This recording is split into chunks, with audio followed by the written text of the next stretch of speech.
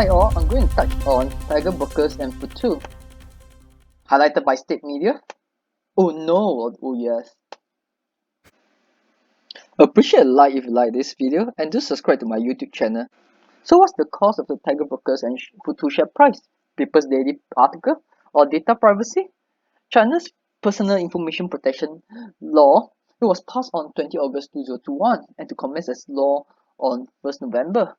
It defined personal information and how to regulate the storing, transferring, and processing of personal info. So what is it actually? Just like the EU General Data Protection Regulation, focus on personal information gathered by company to be as minimum as necessary to do the business. The Personal Information Protection Law mandate is for the company to self-audit and company to perform regular internal audit. What's the impact on Tiger Brokers and Futu? Tiger Brokers and Futu have responded to China's ad governing team, in fact, way back in 2019, and they have rectified the shortfall pointed by the team previously. So, what's the hoo-ha about the People's Daily article? People wonder. So, Tiger Brokers and Futu have promptly reacted and also mentioned that they will continue to do regular audit on personal information. Is there a concern over storage of data in US? Just data privacy concern? Or will there be more regulations?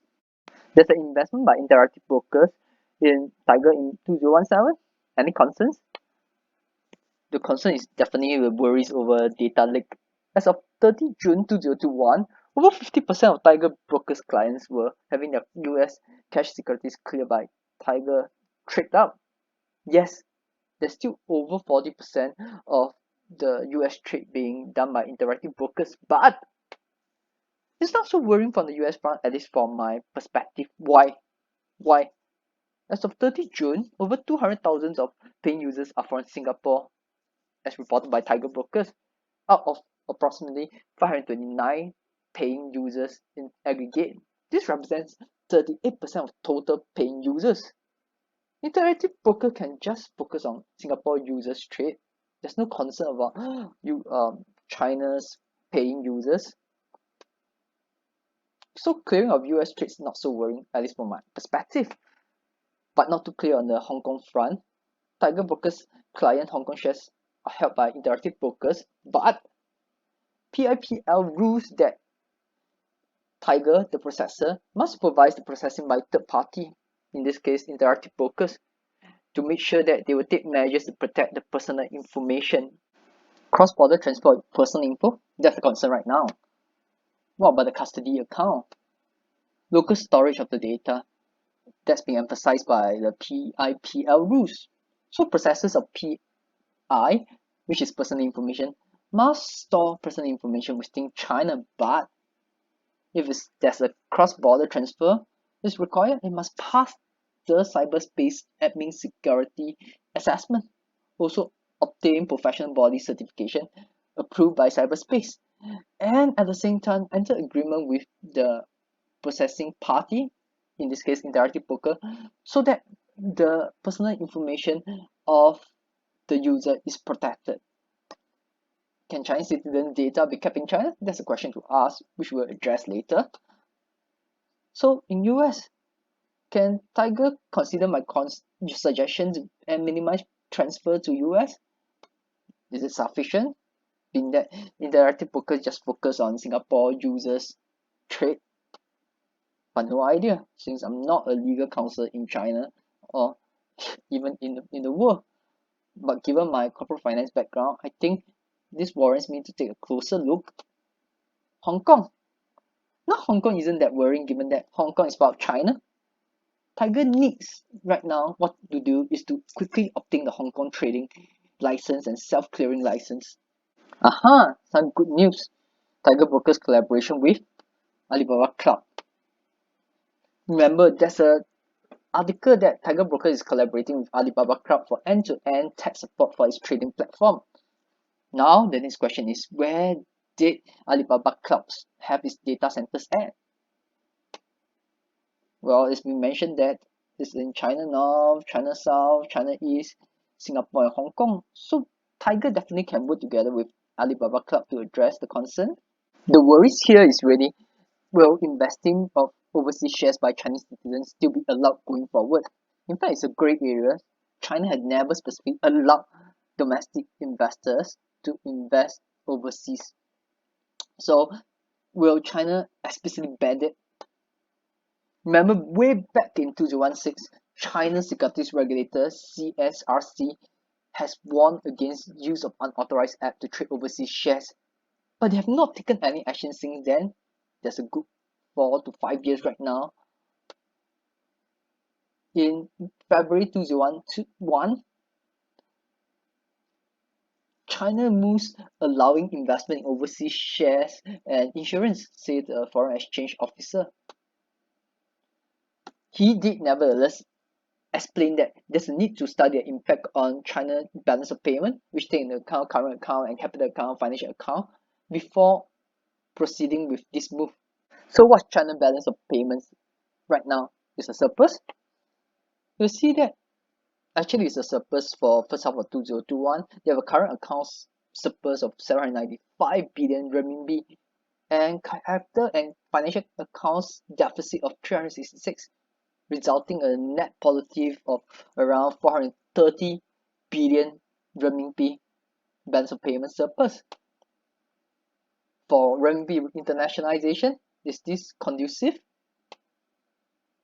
China will definitely push forward going into the future to open their capital markets to foreign investors. This will then lead to more demand for renminbi. Opening our financial markets without allowing citizens to invest overseas, you think through, will this really happen?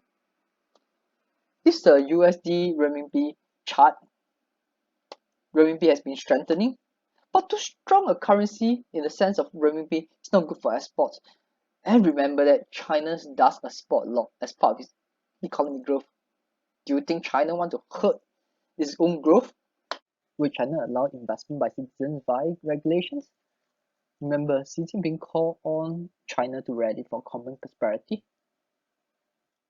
So for people who take a position, be it long or short, have to have a view on China common prosperity view and balance of payment view. This is the share price chart of Tiger Brokers. Support level 2 is at 7.8 USD. IPO price at 8 USD.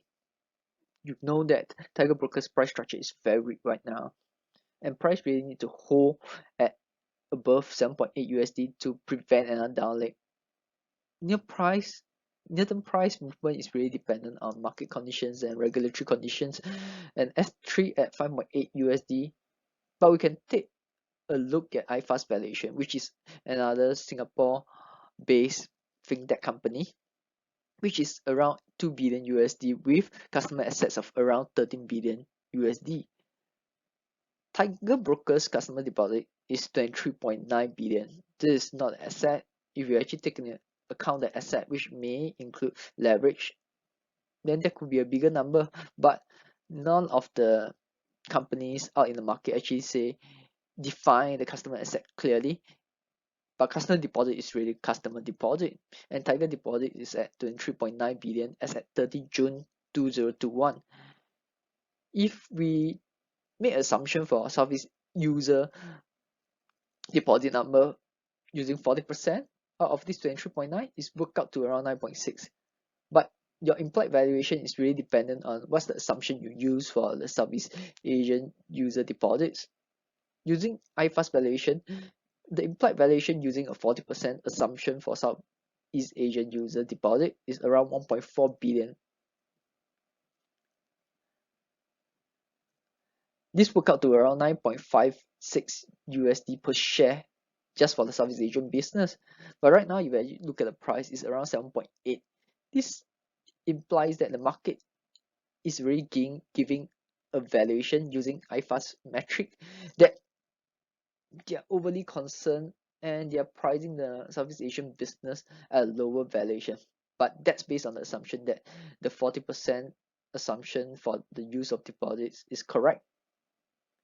I won't talk about R1 and R2 because right now the near-term concerns and pressure on the possibility that China may ban its citizens for overseas investment has been heightened, so people worries about that. As always, this should not be construed as any investment or trading advice. Do stay tuned and subscribe to my YouTube channel so that I can be kept updated promptly when I release new videos to reflect the changing market conditions.